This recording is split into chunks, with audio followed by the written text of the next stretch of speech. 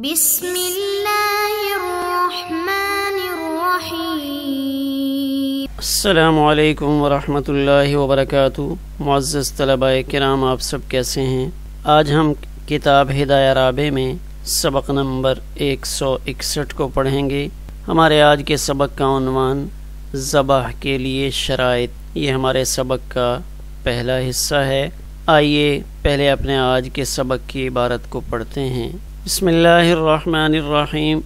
فاکتفی بہ عند العجز عن الاول اذ التکلیف بحسب الوسع ومن شرطه ان يكون الذابح صاحب ملة التوحید اما اعتقادا كالمسلم او دعوا كالكتابی وان يكون حلالا خارج الحرم على ما نبینه ان شاء اللہ تعالی۔ قال وذبیحۃ المسلم والکتابی حلال لما تلونا ولقوله تعالی اعوذ باللہ من الشیطان الرجیم وطعام الذین اوتوا الکتاب حل لکم ویحل اذا کان یعقل التسمیۃ والذبیحۃ ویثبت وإن كان صبيا أو مجنونا أو امرأة أما إذا كان لا يثبت ولا يعقل التسمية فالذبيحة لا تحل لأن التسمية على الذبيحة شرط بالنص وذلك بالقصد وصحة القصد بما ذكرنا والأقلف والمختون سواء لما ذكرنا وإطلاق الكتابي ينتظم الكتابي والذمي والحربي والعربي والتغلبي لأن الشرط قيام الملة على ما مر۔ آئیے پہلے اپنے آج کے سبق کی عبارت کا ترجمہ کرتے ہیں۔ فاکتفی بہ، پس اس دوسری صورت پر اکتفا کیا جائے گا پہلی صورت سے عاجز آ جانے کی حالت میں، اس لیے کہ مکلف ہونا یہ وسعت کے اعتبار سے ہوتا ہے، حسب القدرت ہی احکام کا مکلف بنایا جاتا ہے۔ ومن شرطہ، اور ذبح کی شرائط میں سے یہ ہے ان یکون الذابح، کہ ذبح کرنے والا ملت توحید کا فرد ہو، خواہ اعتقاداً ہو جیسے مسلمان ہوتا ہے، یا دعون ہو جیسے کتابی ہوتا ہے، وَأَن يَكُونَ حَلَالًا، اور دوسرا یہ کہ وہ ذبح کرنے والا حلال ہو، یعنی حالت احرام میں نہ ہو، حرم سے باہر ہو، عَلَى مَا نُبَيِّنُهُ، اس تفصیل کے مطابق جسے ہم بیان کریں گے اگر اللہ نے چاہا۔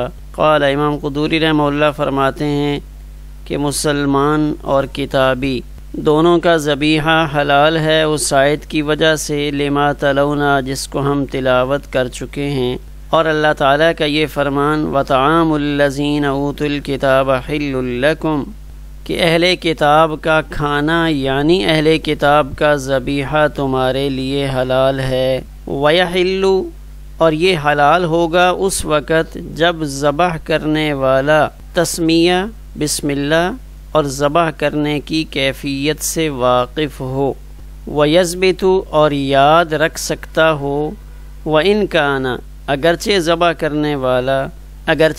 کرنے والا بچہ یا مجنون، او امراتن، یا عورت ہو۔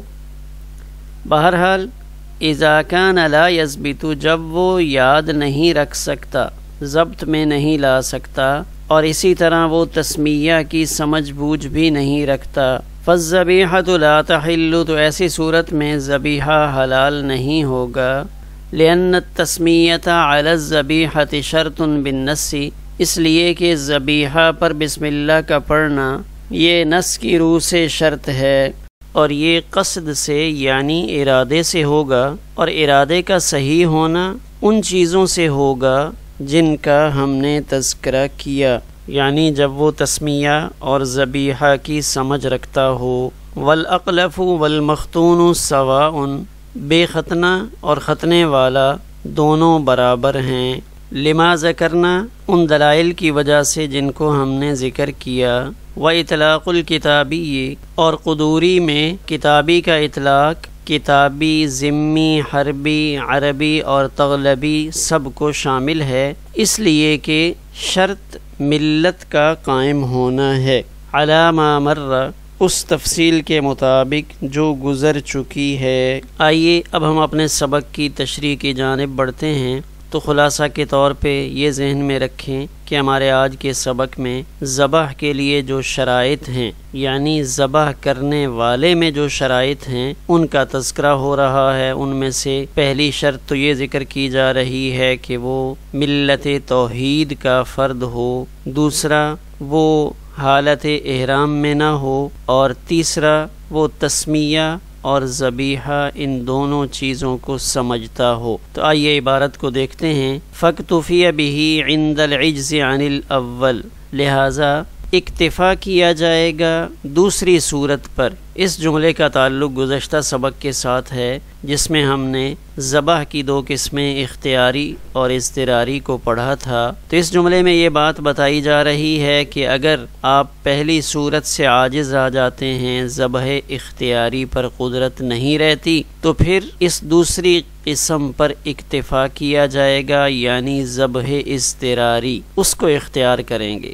کیوں؟ اذ التکلیف بحسب الوسع، اس لیے کہ شریعت انسان کو انہی چیزوں کا مکلف بناتی ہے جتنی اس کے اندر طاقت رکھی ہوتی ہے، یعنی شریعت ایسا حکم نہیں دیتی جو انسانی طاقت سے باہر ہو۔ تو اب ایک جانور وہ بدک گیا ہے، مقابلے پہ آ گیا ہے، دوڑ رہا ہے، اس کے قریب جانا بھی ممکن نہیں ہے، تو یہاں پہ اب پابند نہیں کیا جائے گا کہ آپ اس کو اسی انداز میں پکڑ کر لٹا کر ذبح کریں جیسے ایک مانوس جانور کو ذبح کیا جاتا ہے۔ ومن شرطی ہی، صاحب ہدایہ اب اس ذبح کی شرطوں کی طرف آ رہے ہیں، تو ان میں سے پہلی شرط اس کا تذکرہ فرما رہے ہیں، ان یکون الذابح صاحب ملت التوحید، کہ جو ذبح کرنے والا ہے وہ ملت توحید سے تعلق رکھتا ہو، یعنی ادیان سماویہ پر یقین رکھنے والا ہو۔ تو اب ملت توحید اس کی دو حالتیں یہاں پہ بیان کی ہیں۔ توحید کا قائل ہو اما اعتقاداً، یعنی وہ ایسا شخص ہو جس کا اعتقاد توحید کا بڑا واضح ہو، جیسے مسلمان حقیقتاً توحید والا ہوتا ہے، یعنی مسلمان کے ہاں حقیقتاً توحید پائی جاتی ہے، صرف باتیں نہیں ہوتی، وہ اللہ کی وحدانیت کا دل سے قائل ہوتا ہے۔ او دعون، اس کا عطف اعتقاداً پر ہے، اما اعتقاداً او دعون، اعتقاداً توحید رکھتا ہو، او دعون، یا توحید کا عقیدہ رکھنے کا دعویٰ کرتا ہو۔ کل کتابی، جیسے کتابی لوگ، کتابی سے مراد وہ جو اللہ کی طرف سے اپنی طرف اللہ کے کسی رسول کے ذریعے سے کتاب کے آنے کا دعویٰ کرتے ہوں، یعنی یہ کہتے ہوں کہ ہمارے پاس اللہ کی کتاب آئی ہوئی ہے، جیسے یہود و نصارہ اس بات کا دعویٰ کرتے ہیں کہ ہم بھی اصحاب توحید ہیں اور ہمارے پاس بھی اللہ کی طرف سے آنے والی کتابیں وہ موجود ہیں، ہم انہی تعلیمات کی پیروی کرتے ہیں۔ تو توحید کا قائل ہو، چاہے اعتقاداً ہو چاہے دعواً ہو۔ وَأَن يَكُونَ حَلَالًا، اور اس کے بعد اگلی شرط کا ذکر کر رہے ہیں کہ ذبح کرنے کے لیے اس شخص کا یہاں ذبح مطلق نہیں ہوگا بلکہ شکار کا جانور، اس کو ذبح کرنے کے لیے یہ شرط ہے کہ وہ ذبح کرنے والا حالت حل میں ہو، یعنی اس نے احرام نہ پہن رکھا ہو، خارج الحرم، اور حرم میں بھی نہ ہو، کیونکہ محرم شکار ذبح کرے گا تو حلال نہیں ہوگا، یعنی وہ جانور حلال نہیں ہوگا، قابل استعمال نہیں ہوگا۔ اسی طرح حرم میں حلال آدمی بھی اگر شکار ذبح کرے گا تو بھی جانور حلال نہیں ہوگا، گویا کہ شکار حدود حرم میں اگر ذبح کریں گے تو وہ جانور حلال نہیں ہو سکتا۔ اب محرم کا ذبیحہ چاہے حدود حرم کے اندر ہو چاہے حدود حرم سے باہر ہو، دونوں حالتوں میں اس کا ذبیحہ حلال نہیں ہے۔ اور ایک آدمی حالت احرام میں نہیں ہے لیکن وہ ذبح کرتا ہے، اور ذبح بھی شکار کا جانور کرتا ہے، حدود حرم کے اندر کرتا ہے، تو اس کا ذبیحہ حدود حرم میں حلال نہیں ہوگا۔ علی ما نبینہ انشاءاللہ، اگر اللہ نے چاہا تو ہم اس کی مزید تفصیل بیان کریں گے۔ قال امام قدوری رحمہ اللہ فرماتے ہیں وذبیحۃ المسلم والکتابی حلال، کہ مسلمان اور کتابی ان دونوں کا ذبیحہ حلال ہے، لما تلونا، اس آیت کی وجہ سے جس کو ہم نے تلاوت کر دیا۔ تو اس آیت سے اشارہ ہے الا ما زکیتم، مگر یہ کہ تم ان جانوروں کو ذبح کرو۔ ایک تو وہ آیت ہے، اور دوسرا اللہ تعالیٰ کا یہ قول وطعام الذین اوتوا الکتاب حل لکم، اور ان لوگوں کا کھانا جن کو کتاب دی گئی حل لکم، تمہارے لیے حلال ہے۔ تو اس آیت مبارکہ کی تفسیر سیدنا عبداللہ بن عباس رضی اللہ تعالی عنہما سے منقول ہے۔ امام بخاری رحمہ اللہ نے اس کو نقل فرمایا ہے۔ قالت طعامہم ذبائحہم، کہ یہاں ان کے طعام سے مراد ان کا ذبیحہ ہے۔ یہ روایت بخاری شریف میں موجود ہے۔ اب یہ آیت وطعام الذین اوتوا الکتاب حل لکم سورۃ المائدہ کی آیت نمبر 5 ہے۔ الیوم احل لکم الطیبات وطعام الذین اوتوا الکتاب حل لکم۔ تو اب یہاں مفسرین نے اس آیت کے ذیل میں واضح فرمایا ہے کہ ذبائح الیہود والنصارى حلال لکم، کہ یہود و نصارہ جن جانوروں کو ذبح کرتے ہیں تو ان کا ذبیحہ اے مسلمانوں کی جماعت آپ کے لیے حلال ہے۔ ہاں ان کے علاوہ جو باقی کفار ہیں ان کے ذبیحے مسلمانوں کے لیے حلال نہیں۔ کیوں؟ اس لیے کہ جو اہل کتاب ہیں وہ اپنی نسبت انبیاء اور کتب سماویہ کی طرف کرتے ہیں، اور اللہ کے بھیجے ہوئے سارے رسول اس بات پر متفق تھے کہ غیر اللہ کے لیے ذبح کرنا حرام ہے، اس لیے کہ یہ شرک ہے۔ یہود و نصارہ وہ غیر اللہ کے لیے ذبح کو حرام تسلیم کرتے تھے، اس لیے ان کے ذبیحہ کو مسلمانوں کے لیے حلال قرار دیا۔